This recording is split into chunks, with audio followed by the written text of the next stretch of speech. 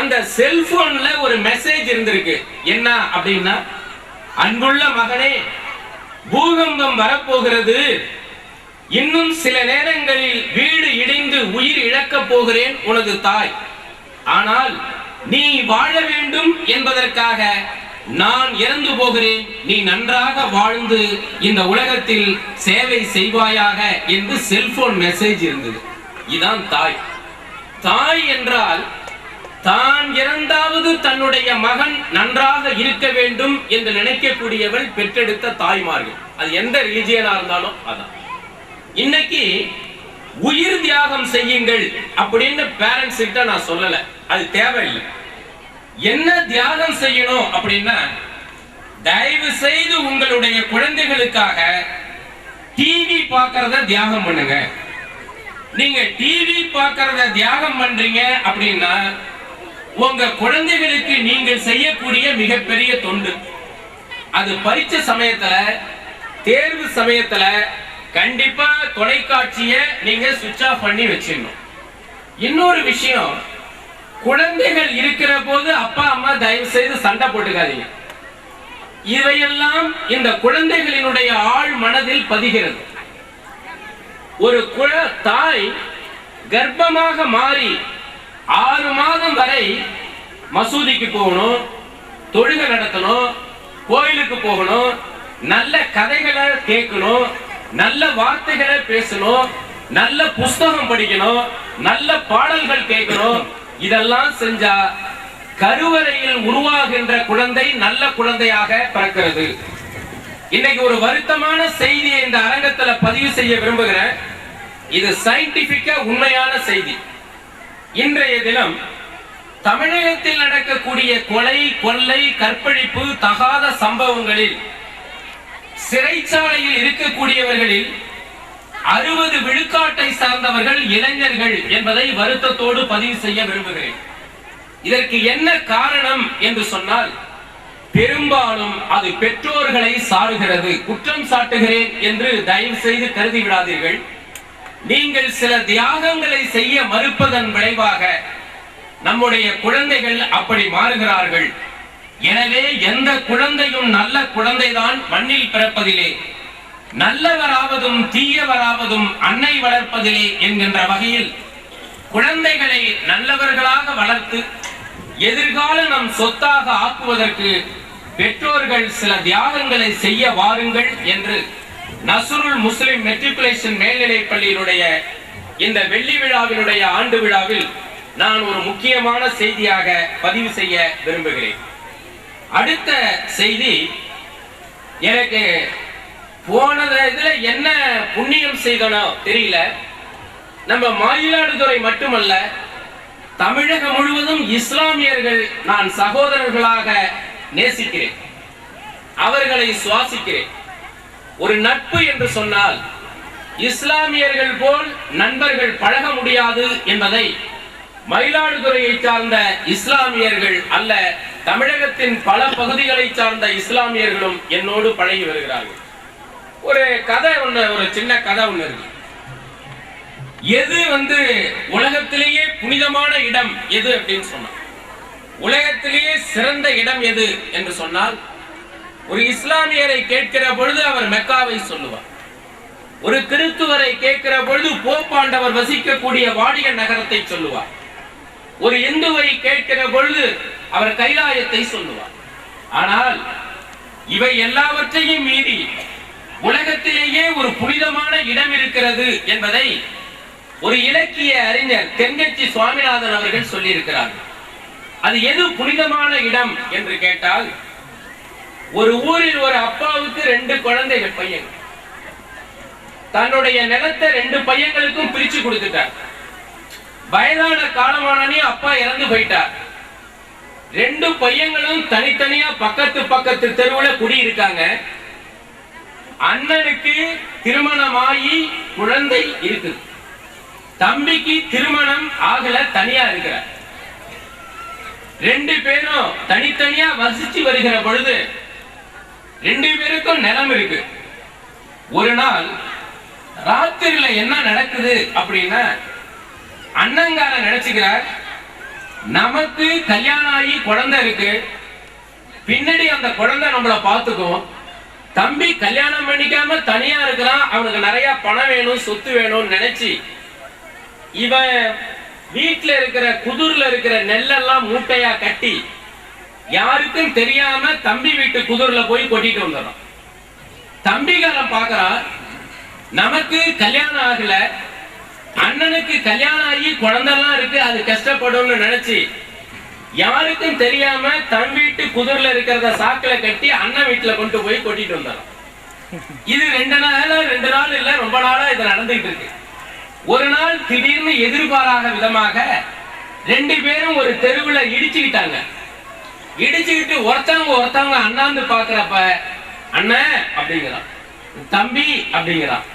என்ன செஞ்சன்னா அண்ணன் இப்படி செஞ்சேன்னு சொல்றான், தம்பி இப்படி செஞ்சேன்னு சொல்றான். 2 பேரும் கட்டி தழுவி கண்ணீர் விட்டு அழுதார்கள். கொஞ்ச நாள் கழிச்சு அந்த ஊர்ல ஒரு மத நல்லிணக்கத்துக்காக ஒரு மசூதியும் ஒரு சர்ச்சும் ஒரு கோயிலும் கட்டி இந்த ஊரை மத நல்லிணக்க ஊரா மாத்தணும் அப்படின்னு ஒரு முடிவு எடுக்கிறாங்க.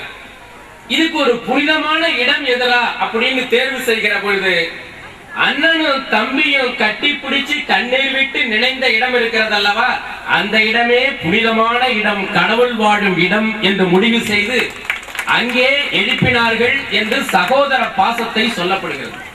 நம்முடைய மயிலாடுதுறையினுடைய இஸ்லாமிய சகோதரர்கள் சகோதர பாசத்தை அள்ளி கொடுக்கக்கூடியவர்கள், மற்றவர்களுக்கு சொல்லிக் கொடுக்கக்கூடியவர்கள்.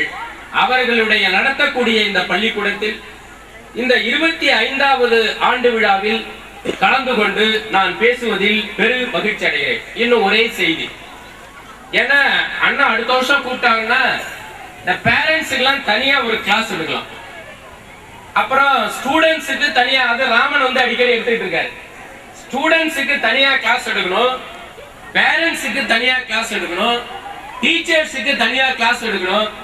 இதுக்கெல்லாம் நீங்க டைம் கொடுத்தீங்கன்னா அடுத்த வருஷம் எவ்வளவு டைட் ஷெட்யூலா இருந்தாலும் வந்து கண்டிப்பா என்னால செய்ய முடியும், செஞ்சு கொடுக்கிறேன்னு சொல்லி இந்த ஆண்டு விழாவில் போய் இதுக்கு மேல பேசினா நான் சொன்ன இஸ்லாமியர்களுக்கெல்லாம் நான் ரொம்ப வேண்டிய வந்திருக்கிற பல பேரினுடைய வெறுப்புக்கு ஆளாக கூடாதுன்னு ஒரே ஒரு செய்தியை நான் பகிர்வு செய்ய விரும்புகிறேன். ஒரு சின்ன குழந்தை அம்மா அம்மா அப்படின்னு கத்து, அந்த அம்மா அங்கிருந்து ஓடி வந்து பாக்குறா.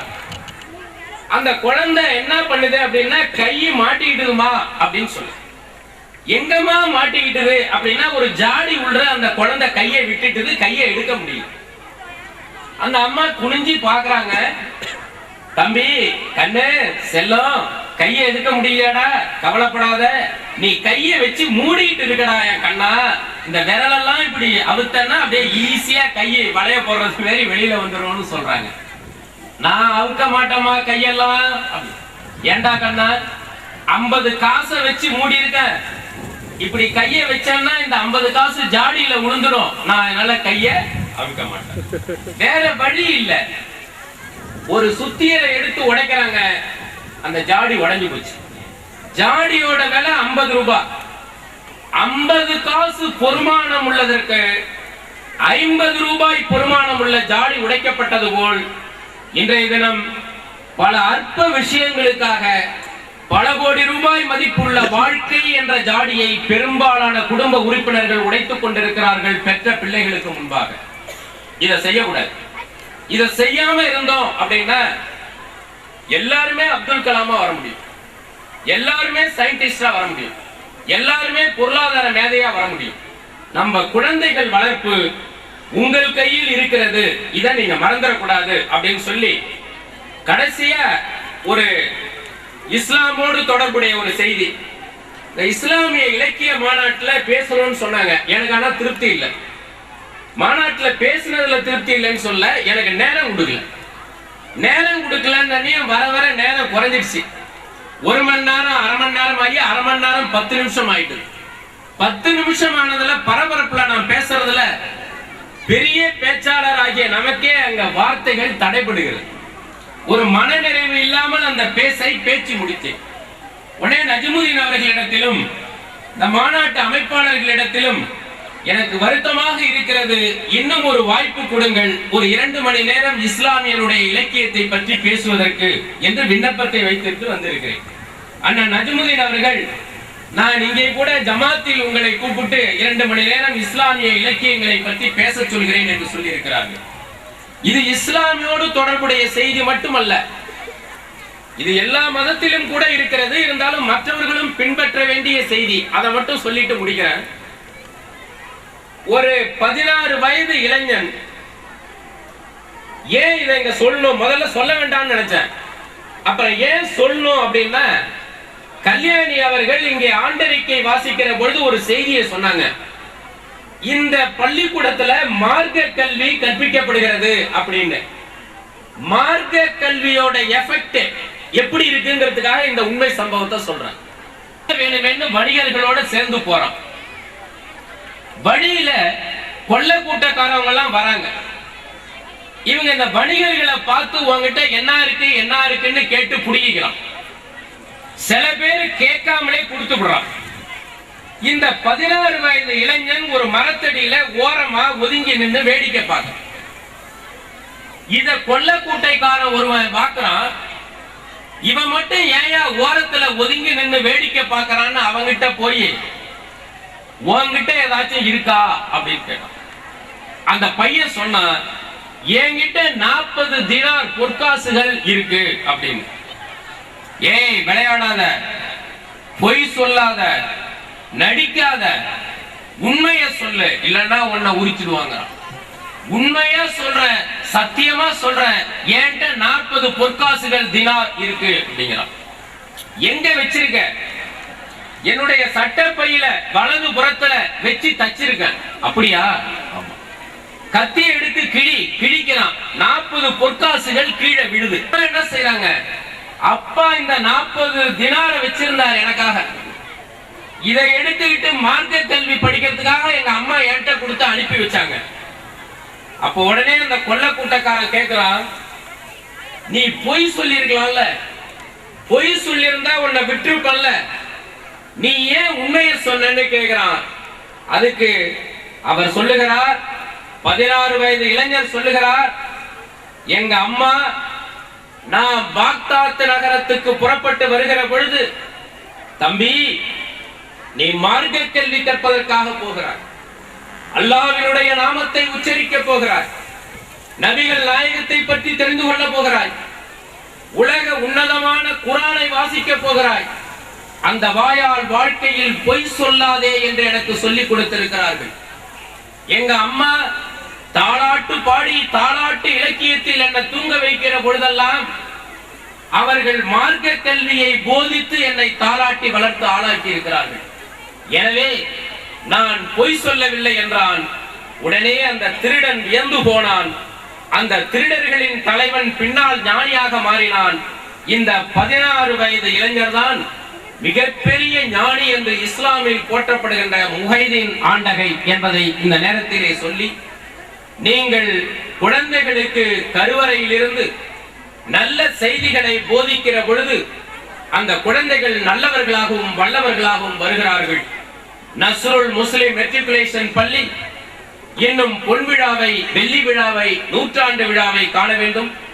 கண்டிப்பாக இது பொன் விழா காணுகிற பொழுது கலை அறிவியல் கல்லூரியினுடைய 10வது ஆண்டு விழாவையும் சேர்த்து காண வேண்டும் என்று சொல்லி, நிச்சயமாக இதனுடைய வளர்ச்சிக்கு என்னால் முடிந்த அளவு நான் உறுதுணையாக இருப்பேன் என்ற கருத்தை தெரிவித்து, இந்த அருமையான சந்தர்ப்பத்தில் என்னை அழைத்து ஒரு 30 நிமிடங்கள் நீங்கள் கருத்துக்களை வழங்க வேண்டும் என்று உத்தரவிட்ட என் உடன்பிறவா சகோதரர், நட்பின் இலக்கணம் அண்ணன் அல்ஹாஜ் நஜ்முதீன் அவர்களுக்கும் அவர்கள் குடும்பத்தாருக்கும் நன்றியை தெரிவித்து, இந்த பள்ளிக்கூடத்தில் இந்த ஆண்டு தேர்வு எழுதக்கூடிய 10வது 12வது வகுப்பு மாணவ மாணவிகள் 100 விழுக்காடு தேர்ச்சியினை அடைய வேண்டும் என்று எல்லாம் வல்ல இறைவனிடத்திலே பிரார்த்தனை செய்து, தமிழ் உங்கள் முரசாகட்டும், பண்பாடு உங்கள் கவசமாகட்டும், அறிவு உங்கள் படைக்கலனாகட்டும், அறநெறி உங்கள் வழித்துணையாகட்டும், உறுதியோடு கல்வி பயிலுங்கள், ஊக்கமுடன் கல்வி பயிலுங்கள், ஆக்கமான நல்ல செயல்களில் ஈடுபடுங்கள், ஏற்றமிகு வெற்றியினை ஈட்டிடுவீர்கள். அப்துல் கலாமினுடைய கனவு நிச்சயமாக நனவாகும். வல்லரசு நல்லரசு இந்தியாவில் மீண்டும் சந்திப்போம். நஸ்ருல் முஸ்லிம் மெட்ரிகுலேஷன் மேல்நிலைப்பள்ளி மாணவ மாணவிகளே, வணக்கம், நன்றி.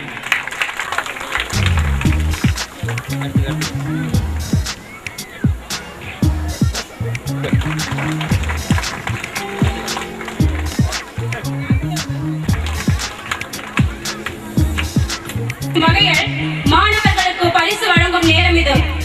நஸ்ருல் முஸ்லிம் பள்ளி என்ற ஒன்றை ஆரம்பித்தால் போதுமா? போதாது. அதன் புகழ் எங்கும் பரவ வேண்டாமா? இது யாரால் முடியும்? மாணவர்களால் தான் முடியும். அந்த வகையிலே பல சாதனைகளை என் பள்ளி மாணவர்கள் செய்து